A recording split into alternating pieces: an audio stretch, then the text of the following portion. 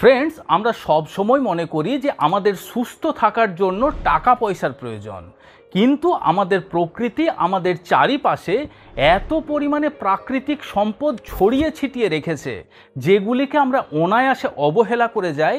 কিন্তু সেই সম্পদের থেকে আমরা প্রচুর পরিমাণে কিন্তু হেলথ বেনিফিটস পেতে পারি কোনো খরচা ছাড়া। যেমন মনে করুন সানলাইট বা রোদ। আমরা মোটামুটি এই সানলাইটের প্রসঙ্গ আসলেই মনে করি যে সানলাইট আমাদের ভিটামিন ডি দিতে পারে, যেটি আমাদের হাড়কে মজবুত করতে সাহায্য করতে পারে। কিন্তু শুধুমাত্র কি ভিটামিন ডি? আপনি শুনলে হয়তো আশ্চর্য হয়ে যাবেন যে সানলাইটের থেকে বা রোদের থেকে আমরা এত অজস্র হেলথ বেনিফিটস পেতে পারি যা আমরা আগে কোনোদিনও কল্পনা করে দেখিনি। কিন্তু সমস্যা কোথায় জানেন? 90s পরে বা মোটামুটি 2000 সালের আশপাশের থেকে ধীরে ধীরে বিভিন্ন কসমেটিক্স কোম্পানিগুলি তাদের ওই সানস্ক্রিন লোশন, সানস্ক্রিন ক্রিমকে বিক্রি করার জন্য সূর্যের আলোর হেলথ বেনিফিটসকে পর্দার আড়ালে রেখে এর ক্ষতিকারক দিকগুলি আমাদের সামনে তুলে ধরেছে। তার ফলে আমরা চাইলেও কিন্তু সূর্যের আলোতে বের হতে ভয় পাই। নমস্কার, আমি কৃষ্ণার্জুন মুখার্জি, আর আপনারা দেখছেন আপনাদের ইউটিউব চ্যানেল হেলথক্রিপশন। আজকের ভিডিওতে আপনাদের সাথে আমরা আলোচনা করব যে সূর্যের আলোতে যদি আপনি সারা দিনে মাত্র 20 মিনিট থেকে আধ ঘন্টা থাকতে পারেন তাহলে আপনি কি কি হেলথ বেনিফিটস পেতে পারেন। আমরা আলোচনা করব যে সূর্যের আলো আমাদের শরীরে নেওয়ার সঠিক সময় কখন এবং সঠিক পদ্ধতি কী, যে পদ্ধতিতে বা যে সময়ে আমরা সানবাথ করলে তার থেকে ম্যাক্সিমাম হেলথ বেনিফিটস পেতে পারি। এবং তার সাথে সাথে আমরা জানব যে সূর্যের আলো কাদের শরীরে লাগানো মোটেই উচিত নয়। সর্বপ্রথম আসা যাক ভিটামিন ডি প্রসঙ্গে। তার কারণ আমরা প্রায় অনেকেই মনে করি যে সূর্যের আলো আমাদের ভিটামিন ডি দিতে পারে, কিন্তু সত্যিই কি সূর্যের আলোর মধ্যে ভিটামিন ডি থাকে? সূর্যের আলো যখন আমাদের ত্বকের মধ্যে পড়ে তখন আমাদের স্কিন সেলের মধ্যে যে কোলেস্টেরল থাকে সেই কোলেস্টেরল ভিটামিন ডি আমাদের শরীরের মধ্যে প্রডিউস করতে থাকে, এবং সেই ভিটামিন ডি আমাদের শরীরে ক্যালসিয়াম এবং ফসফরাস এই দুটি মিনারেলের অ্যাবজর্পশন বাড়িয়ে দেয় এবং রিটেনশন বাড়িয়ে দেয়। তার ফলে আমাদের হাড়কে মজবুত করতে পারে, হাড়ের কাঠামোকে সঠিক করতে সাহায্য করতে পারে। মানসিক দুশ্চিন্তা বা মানসিক বিষাদের কারণে আপনি রাত্রিবেলা বিছানায় শুয়ে যদি এপাশ ওপাশ করতে থাকেন, যদি আপনার রাত্রিবেলা চোখে ঘুম না আসে, তাহলে সকালবেলা অন্তত 20 মিনিট থেকে আধ ঘন্টা এই সূর্যের আলোর মধ্যে বসে তার ম্যাজিক দেখুন। সূর্যের আলো আমাদের শরীরের সার্কেডিয়ান রিদমকে রেগুলেট করতে পারে।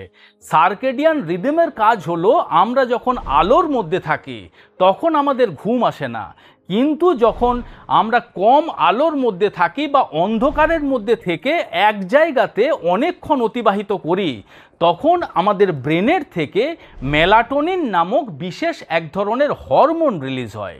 এই মেলাটোনিন হরমোনকে স্লিপ হরমোন বলা হয়। মেলাটোনিন হরমোন যখন বেশি বেশি রিলিজ হবে তখন আপনি অটোমেটিক্যালি কিন্তু ঘুমিয়ে পড়বেন।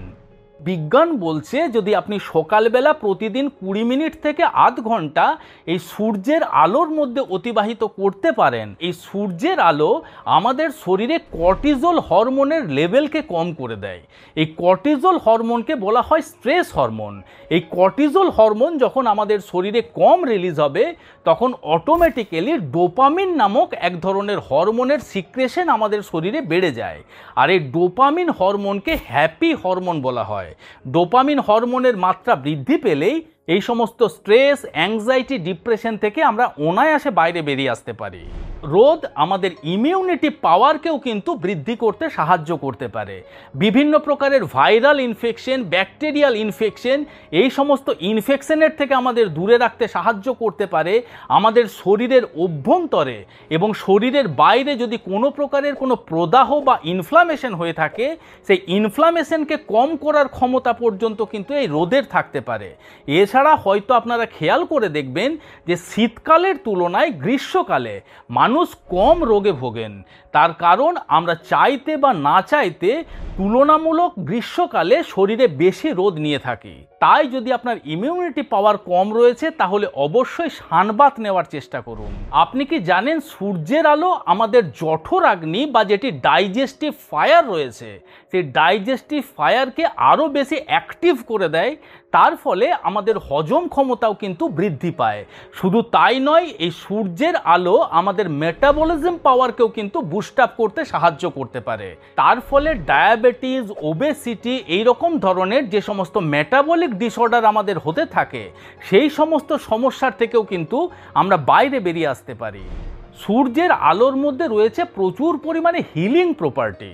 আপনার শরীরের কোনো জায়গাতে যদি ক্ষত হয়ে থাকে সেই ক্ষতস্থানে যদি আপনি সূর্যের আলো নিতে পারেন দেখবেন তুলনামূলক দ্রুত সেই ক্ষত কিন্তু নিরাময় হয়ে যায়।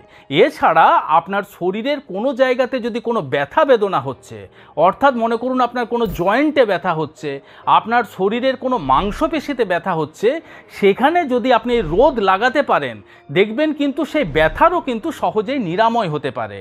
এখন প্রশ্ন হলো, অনেকেই বলেন যে সূর্যের আলোর মধ্যে প্রচুর পরিমাণে আল্ট্রাভায়োলেট রে রয়েছে, সেই আল্ট্রাভায়োলেট রে আমাদের শরীরে ক্ষতি সাধন করতে পারে, তাই সূর্যের আলোতে আমাদের দাঁড়ানো উচিত নয়। আপনাদের আমি জানিয়ে দিতে চাই যে সকাল 10টার মধ্যে যদি আপনি সানবাত করতে পারেন এবং বিকেল 4টের পরে যদি সানবাত করতে পারেন, এই সময়ে কিন্তু সূর্যের আলোর মধ্যে অতি বেগুনি রশ্মির পরিমাণ কম থাকে।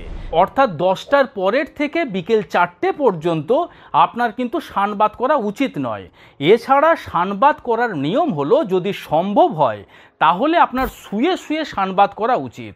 যদি আপনি পুরুষ হয়ে থাকেন তাহলে চেষ্টা করবেন খালি গায়ে, এবং মহিলাদের জন্য পাতলা সুতির সাদা কাপড় পরিধান করে এই সানবাত করা উচিত, যার ফলে সেই কাপড়ের মধ্যে দিয়ে আমাদের স্কিন পর্যন্ত সূর্যের আলো সহজেই পৌঁছে যেতে পারে। এবং আপনি যখন শুয়ে সানবাত করবেন তখন যদি আপনি মনে করুন 20 মিনিট সানবাত করছেন তাহলে 10 মিনিট চিত হয়ে শুয়ে এবং 10 মিনিট উপর হয়ে শুয়ে সানবাত করার চেষ্টা করবেন।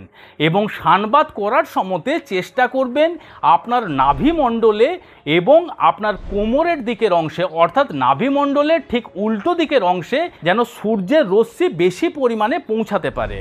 এবং একজন সুস্থ মানুষের সারাদিনে 20 মিনিট থেকে আধ ঘন্টা সানবাত কিন্তু যথেষ্ট। তবে অবশ্যই মনে রাখবেন, যে সমস্ত মানুষদের স্কিন সেন্সিটিভ, যাদের সূর্যের আলো স্কিনের মধ্যে লাগার সাথে সাথেই স্কিনের মধ্যে বিভিন্ন প্রকারের র্যাশ, চুলকানি এই রকম ধরনের সমস্যা হচ্ছে বা অন্যান্য কোনো স্কিনের সমস্যা দেখতে পাওয়া যাচ্ছে, তারা কিন্তু এই সানবাত অ্যাভয়েড করার চেষ্টা করবেন।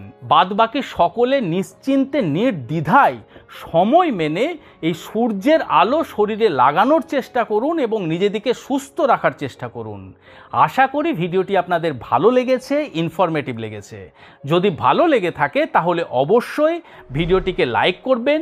এখনও পর্যন্ত যদি আমাদের এই হেলথক্রিপশন ইউটিউব চ্যানেল আপনারা সাবস্ক্রাইব না করে থাকেন বন্ধুরা, তাহলে অবশ্যই চ্যানেলটিকে সাবস্ক্রাইব করে পাশে থাকার অনুরোধ রইল।